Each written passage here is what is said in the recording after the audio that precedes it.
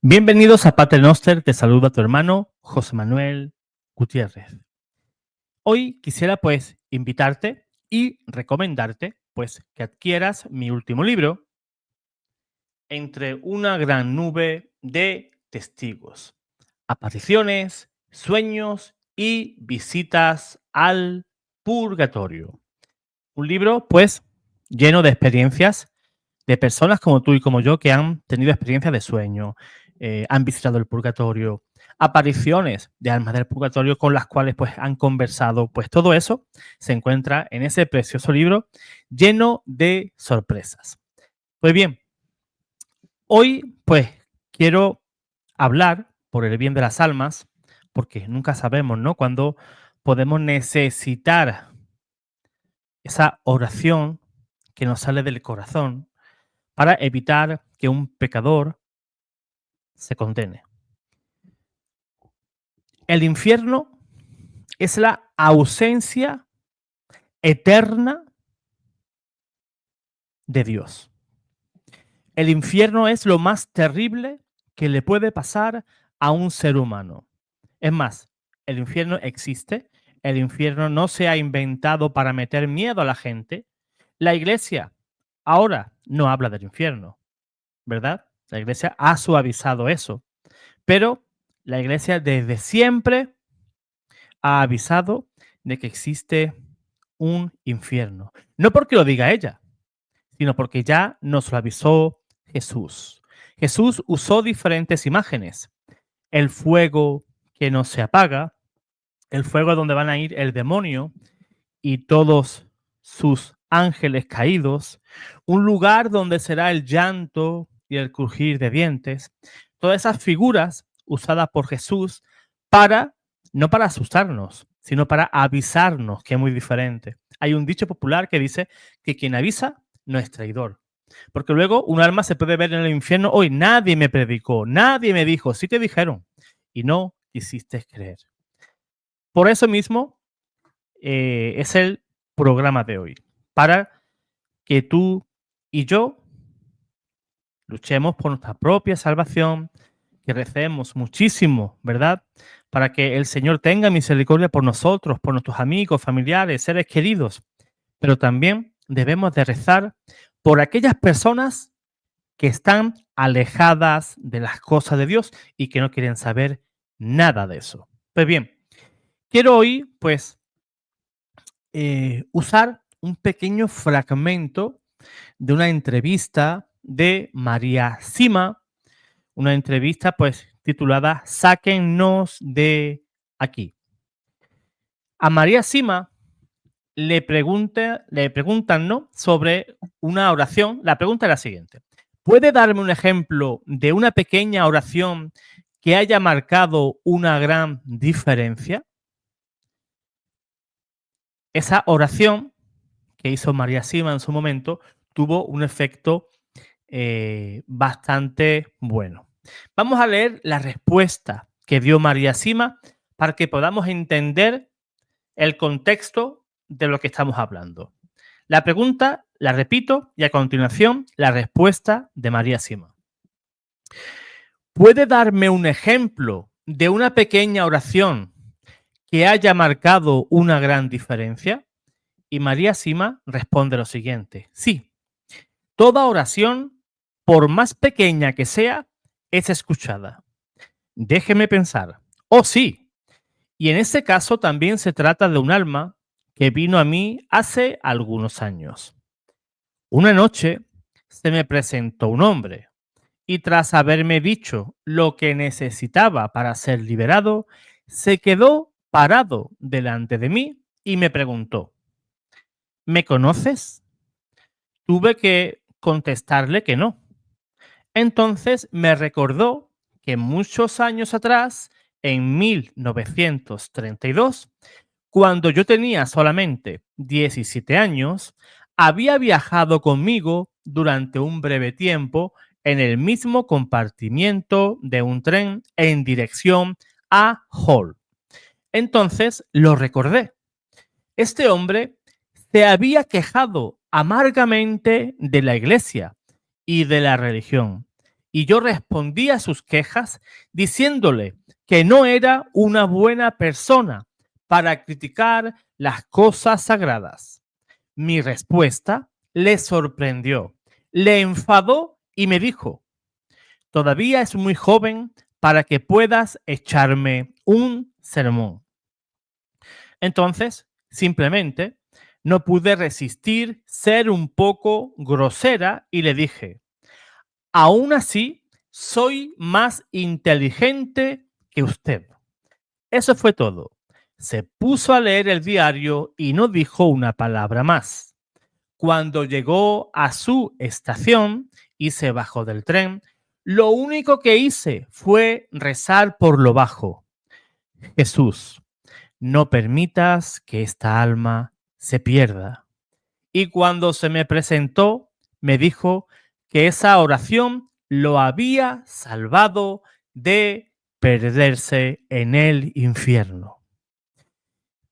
Fíjate, hermano, hermana, qué pequeño gesto tuyo y mío puede ser tan poderoso a los ojos de Dios, que puede salvar un alma, por muy pecador que sea, por mucho rechazo que tenga contra la iglesia, contra las cosas santas, contra el Papa. Me gustaría que cambiáramos, pues, esa dinámica.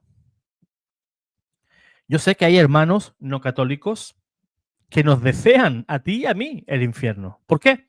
Porque simplemente somos católicos, estamos orgullosos de eso y no aguantan eso. No soportan que les digamos que estamos en la iglesia verdadera y en la iglesia de Cristo.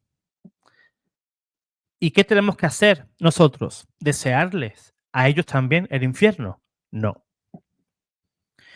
Señor, no permitas que este alma se pierda. Esa fue esa oración salida del corazón de María Sima, con tan solo 17 años, y que mediante esa oración, muchísimos años después, décadas después, ese señor, después de fallecer, se aparece a María Sima y le pregunta: ¿sabes quién soy? No, no lo sé. No se acordaba. Yo soy tal persona y tuvimos tal discusión con temas de la iglesia. ¿Cómo vería, cómo vería María Sima a ese señor? ¿Cómo notaría esa enemistad que ese señor tenía o tendría rencor, eh, o cualquier cosa con las cosas de Dios, con las cosas santas? Que María Sima, pues, tuvo ese pálpito, ¿no? Ese pálpito en el corazón y le salió del alma esa pequeña oración. Es que la salvación a veces, con un pequeño gesto, podemos salvar un alma. Señor Jesús, no permitas que se pierda ese alma. Esa oración, hazla tuya, la voy a hacer mía. En el sentido de que cuando tengamos contacto con una persona grosera, una persona enemiga de las cosas de Dios, no solamente en nuestra vida diaria, sino incluso, imagínate que estás viendo las noticias y ves la imagen de un señor que ha sido detenido por arrebatarle la vida, pues no sé, a 10 personas. Del mismo modo, Señor Jesús, no permitas que ese alma se pierda. Jesús, no permitas que ese alma se pierda. En qué pocas palabras hemos dicho tanto. Esa oración sincera de tu corazón va a arrebatarle al Señor esa misericordia que quizás Él no hubiera derramado sobre él.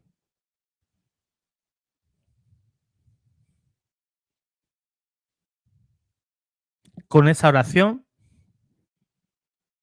hemos conseguido la salvación de un alma. Bienaventurados los misericordiosos, porque ellos encontrarán misericordia el día aquel. Si tú eres misericordioso, misericordiosa, si yo soy misericordioso, el día que tú y yo estemos delante de nuestro Señor Jesús, tendremos un juicio de misericordia. Si durante tu vida fuiste altanero, grosero, egoísta, vivías una fe de puertas para adentro, no llevabas una vida cristiana como debía de ser, tratabas de pisar siempre al hermano, no te arrepentías cuando pecabas, pues ese orgullo, esa falta de misericordia, pues hará que tengas un juicio de justicia. Porque sí, el Señor es infinitamente misericordioso, infinitamente. Pero nunca nadie habla de la infinita justicia de Dios. Tú y yo, el día que seamos juzgados, es que no podemos decir ni pío. ¿Por qué? Porque la sentencia de Dios será justa. Aquí en un juicio civil o lo que sea, ¿no? En la corte, podemos ir y aún siendo inocentes nos pueden condenar o quizás no dan una sentencia acorde con lo que esperabas y es un juicio injusto, ¿no? Un juicio terrenal, pues puede ser injusto a veces, pero ese juicio divino que nos toque a ti y a mí, pues será realmente justo. Y lo peor de todo, que no hay vuelta atrás. No hay vuelta atrás. Por eso, hermano, hermana, comienza a ser misericordioso. Transforma ese corazón de piedra, transfórmalo en un corazón de sangre que bombee, ¿verdad? Esa sangre y pueda circular por ese cuerpo y pueda dar vida también a tu alma. Para que tu alma no se pierda, mi hermano. Para que no se pierda. Tu alma costó toda la sangre hasta la última gota de nuestro Señor en la cruz del Calvario. Eres muy valioso para el Señor. Pero sí, José Manuel, es que soy un sinvergüenza. Es que fíjate lo que hago. Por ti vino el Señor y por mí vino el Señor. Vino por todo lo que estaba perdido. Si no hubiera pecadores en este mundo, ¿para qué vino el Señor? Él vino a llamar a justos y también a pecadores. A todos. Pero especialmente a ti y a mí, que somos dos sinvergüenzas y dos pecadores. Y que nos cuesta muchísimo estar en las cosas de Dios. Luchamos, sí. Nos caemos, sí. Nos levantamos también. Y eso es lo que pretende el Señor de ti y de mí. Que estemos en la lucha. Que no nos rindamos. Que estemos siempre vigilantes. Pues hermano, hermana, sean misericordiosos como Él es misericordioso. Dios te guarde, Dios te bendiga.